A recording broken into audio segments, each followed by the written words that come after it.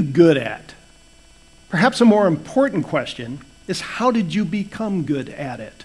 When you ask a group of people this question, you get similar answers. Perhaps trial and error.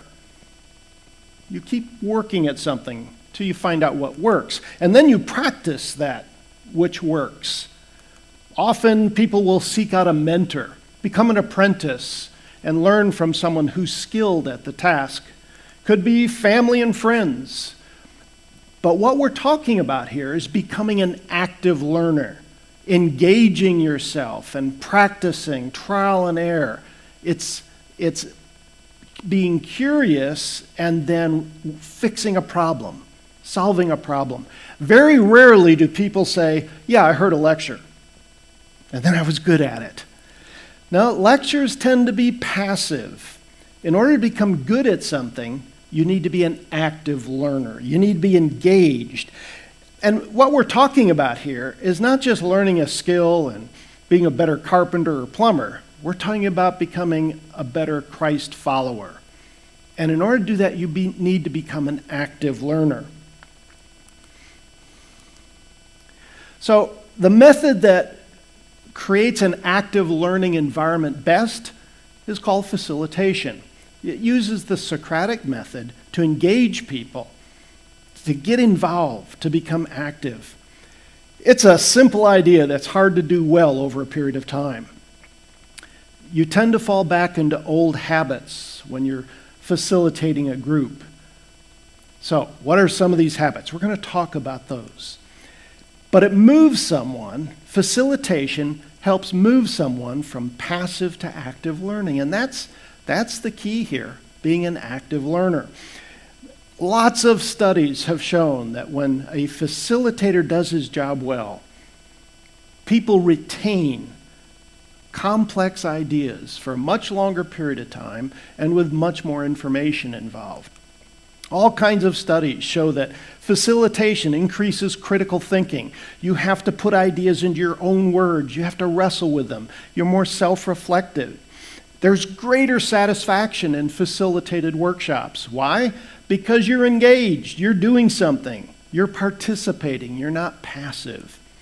It tends to lead to more application of the ideas that are involved, the skills that are involved. People tend to take that information, those skills, and actually use them. It also gives the facilitator more adaptability to fit into the learning styles of his group. If you're just giving a lecture, it's one style. You got to listen and apply it. But a facilitator can change the way information is dealt with. Big question. Is this biblical? Or is this just some secular theory out there? Actually, I think Jesus did facilitate. Jesus asked over 300 questions in the Gospels and the book of Acts.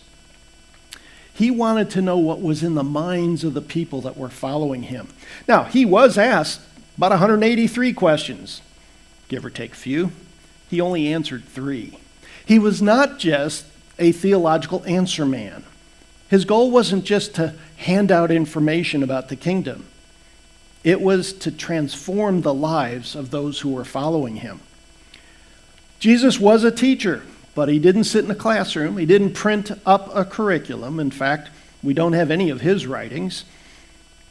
He was captivating in that he taught people along the road, part of everyday life. He used real life situations, and he created dialogue among those who were following him. He asked masterful questions as a facilitator.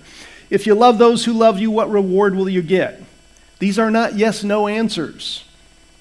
This caused people to reflect on their theological assumptions. How can worrying add a moment to your life? So what do you do with worry?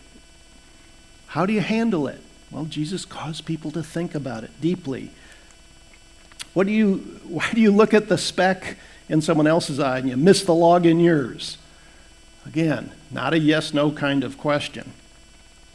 He asked his disciple, who do people say that the Son of Man is? Okay, this was a tough one. The Jews who were following Jesus at the beginning all had a second temple set of assumptions about who the Messiah would be. Well, he was shaking all that up. Finally, he says, "Who do you say that I am?" And Peter replied, "You are the Christ, the Son of the living God." He got Peter to confess a changed or transformed view of who Jesus was. He helped these followers transform their worldview, their set of assumptions.